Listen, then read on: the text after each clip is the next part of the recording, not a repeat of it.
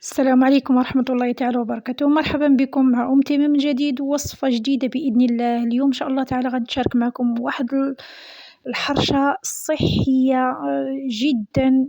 يعني تتنفع اللي عنده البرد في الجسم في أي بلاصة، تتنفع المرأة النفساء يعني اللي يلاه ولدات.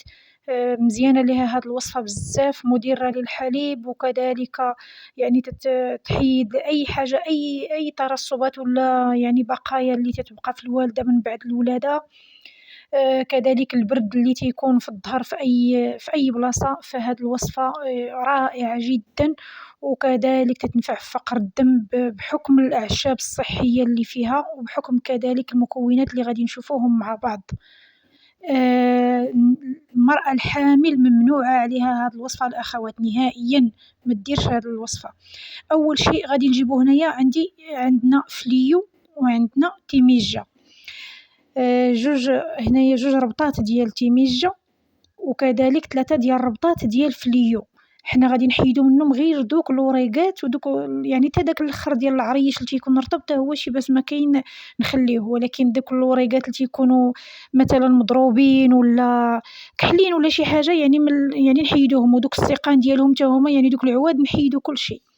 من بعد فاش نستيو غير دوك الوريقات اللي كما قلت زوينين ودوك الريوس اللي رطبين، غادي نغسلو نغسلو هاد الأعشاب ديالنا جيدا، يعني تنبقاو نغسلو فيهم، نغسلو حتى يعني 5 6 المرات حتى ما يبقاش الماء يخرج لينا موسخ ولا داك التراب تينزل لتحت. آخر شيء تنديرو ملي تيولي لنا داك الماء تيخرج نقي، غادي نغسلوهم نرقدوهم واحد 2 دقايق في الماء والخل ونشفوهم مزيان، ومن بعد غادي نقطعوهم بحال اللي بغينا نقطعو القزبر والمعدنوس بحال ديك الطريقة. هاد الوصفة الأخوات يعني هي في الأصل تيديروها بواحد الطريقة عندنا حنايا في إقليم بني ملال، ما عرفتش حتى تجاوبوني نتوما في التعاليق واش المدن الأخرى اللي في المغرب ديالنا الحبيب واش كلهم تيديروا هاد الوصفة ولا تيديروها بشي شكل مختلف.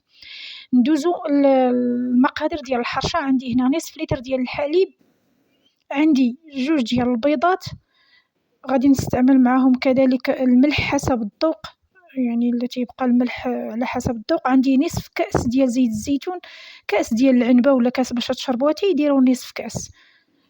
كذلك غادي نستعمل هنا واحد المعلقة كبيرة ديال بيكربونات الصوديوم الصالحة للأكل، اللي متوفرة عندها ديرها واللي ما متوفراش عندها دير خميرة الحلويات، ساشي ديال خميرة الحلويات. بيكربونات الصوديوم راه تتباع في البارا ولات دابا متوفرة، ولكن ردوا البال باش تجيبوا اللي صالحة للأكل. من بعد فاش نخلطوا دوك السوائل غادي نزيدو هنايا 240 غرام ديال دقيق الذرة الناعم، دقيق ديال الذرة. شحال 240؟ هي 2 كيسان ديال العنبة. وغادي نزيدو معاهم كاس ونصف ديال السميدة، السميد ديال الذرة النيتي ياك. هاد السميدة في حالة مثلا اللي ما متوفراش فنديرو الكمية كلها نديروها دقيق ديال الذرة. من بعد فاش خلطنا هادوك سميتهم الدقيق وخلطنا الحرشة ديالنا مزيان، ضروري ما نخليوها ترتاح واحد ربع ساعة حتى نصف ساعة باش تشرب لينا. عاد تنزيدو عليها دوك الأعشاب اللي قطعناهم.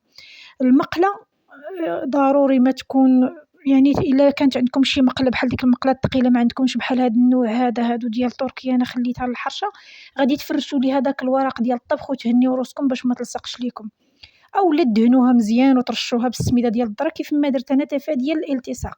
بالنسبه لطريقه الطياب البنات ضروري تكون العافيه مهيله باش طيب لينا الحرشه ديالنا ماشي تلهب تحرق وتجينا معجنه من الداخل.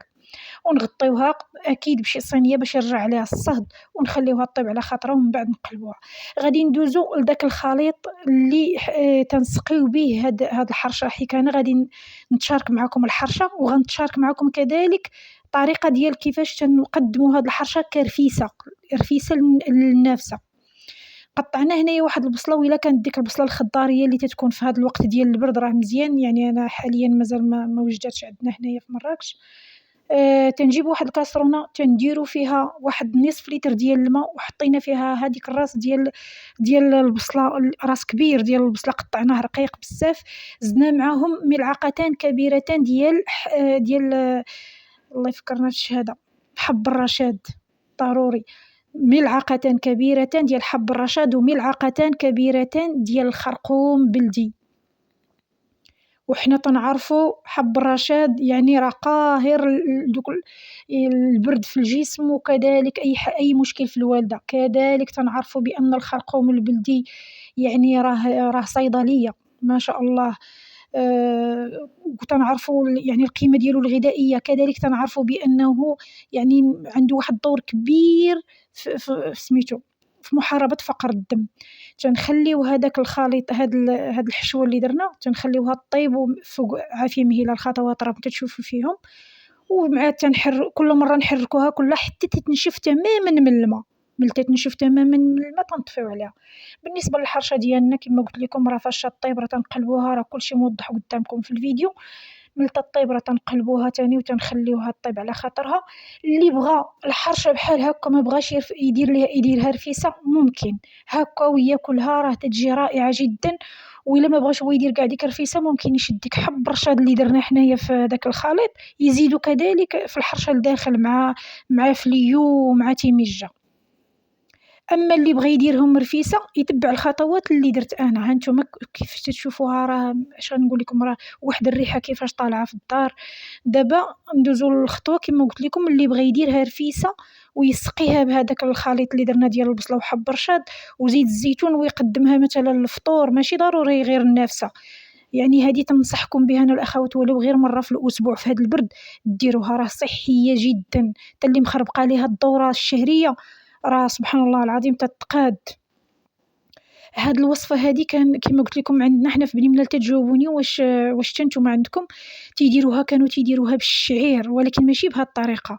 هما كانوا تيديروا بحال ديك الفطيره ديال الشعير تيديروها بدون خميره الحلويات بطبيعه الحال، بدون تيديروا احيانا مع الخميره البلديه، الخميره الحامضه زعما، وتيطيبوها هكاك عاديه غير بشويه زيت الزيتون. وملي وتيشدوهم هذاك فليو هذا وهذيك تيميجه اللي درت انا داخل الحرشه طيبوهم مع البصله وحب الرشاد والخرقوم سبحان الله. وتيديروا غير شويه. انا ما بغيت زعما بحال الناس اللي كيين يتحرموا، فبقيت سبحان الله تنقلب على شي طريقه كيفاش نستافدوا حتى حنا من هذه الوصفه. وصفه معجزه الصراحه، واللذه ديالها راه ما نعاودش لكم. عرفتي راه البنات يا بناتي انا صغار اللي تتقولوا الاطفال ما تيبغيوش بحال هادشي زعما، يعني ما تيبغيوش بحال هادشي ديالنا حنا الكبار، ولكن راه هاد الوصفه حتى الاطفال تيموتوا عليها. وخلاص الا رطبتوا مثلا واحد جوج معلقات ديال الحلبه بالليل وزدتوهم فيها فبغات تكون الفائده اعظم. انا ما درتش الحلبه لان البنيات ما تيبغيوهاش. وتنقدموها مع اتاي وتتقول لكم ام تيمه مرحبا بكم، ما كرهتش انا كلكم تخرجوا تاكلوا معايا هذا الخير هذا. نتمنى ان الحلقه ديال اليوم تعجبكم وتستافدوا منها. في امان الله وحفظه. السلام عليكم.